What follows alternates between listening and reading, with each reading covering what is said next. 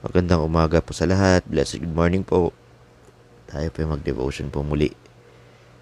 Panginoon naming Ama na nasa langit, tunay na napakabait nyo.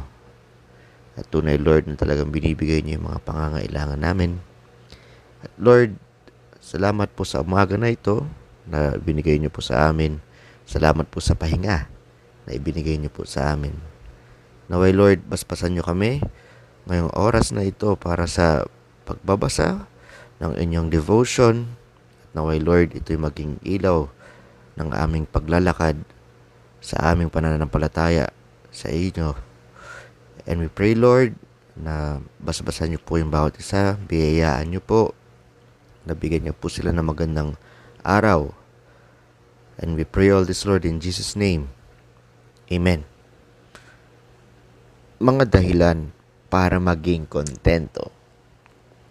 Kaya nga sinasabi ko sa inyo, huwag kayong mga balisa sa inyong buhay kung ano ang inyong kakainin o kung ano ang inyong inumin, ni para sa inyong katawan kung ano ang inyong isusuot. Hindi ba ang buhay ay higit kaysa pagkain at ang katawan kaysa pananamit? Matthew chapter 6 verse 25. Ang pag-aalala ay kabaliktaran ng kasiyahan, na dapat ang kasiyahan ay normal at pare-parehong estado ng pag-iisip ng isang mananampalataya. Dapat mong masabi kasama ni Pablo, hindi sa nagsasalita ako tungkol sa pangangailangan, sapagkat natutuhan ko sa anumang kalagayan ko na maging kontento. Marunong akong magpakababa at marunong akong sumagana. Saan man at sa lahat ng bagay ay tinuturuan akong mabusog at magutom, maging sumagana at magdusa ng pangangailangan. Philippians chapter 4 verse 11 to 12. Ang kasiyahan ng isang Kristiyano ay matatagpuan lamang sa Diyos sa kanyang pagmamay-ari, kontrol at pagkakaloob ng lahat ng bagay na ating tinataglay at kinakailanganin.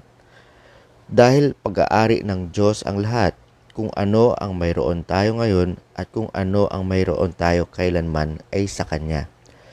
Naunawaan ni Daniel ang kontrol ng Panginoon sa lahat.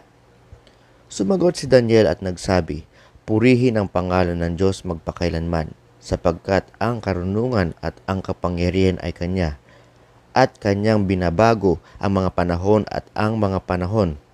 Kanyang inaalis ang mga hari at naglalagay ng mga hari. Nagbibigay siya ng karunungan sa pantas at kaalaman sa nakakaalam ng pagkaunawa. Yan ang sinabi po ni Daniel sa Daniel chapter 2 verse 20 to 21. At kung hindi natin ito narinig mula kay Daniel, dapat nating malaman ito mula sa isa sa mga sinasaunang pangalan ng Diyos, Jehovah Jireh, na nangangahulugang ang Panginoon na nagkakaloob. Kung ano ang ibibigay sa atin ng Panginoon ay sa Kanya.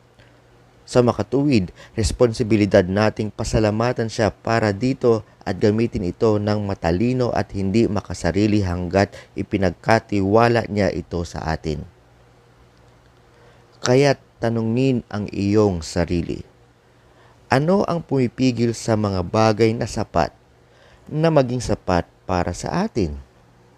Paano natin tutukuyin ang antas ng ari-arian o ari-arian na kailangan natin upang makaramdam ng kasiyahan sa ating supply?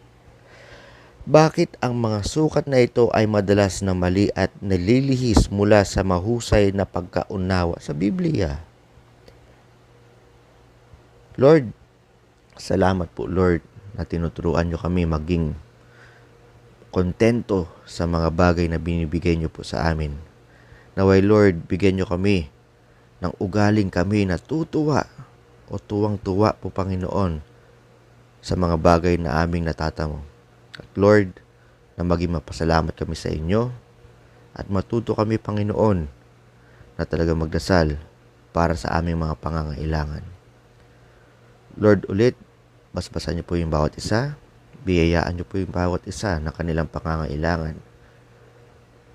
At Lord, protektahan niyo po ang bawat isa mula sa sakuna, sa sakit. And we pray all this, Lord, in Jesus' name.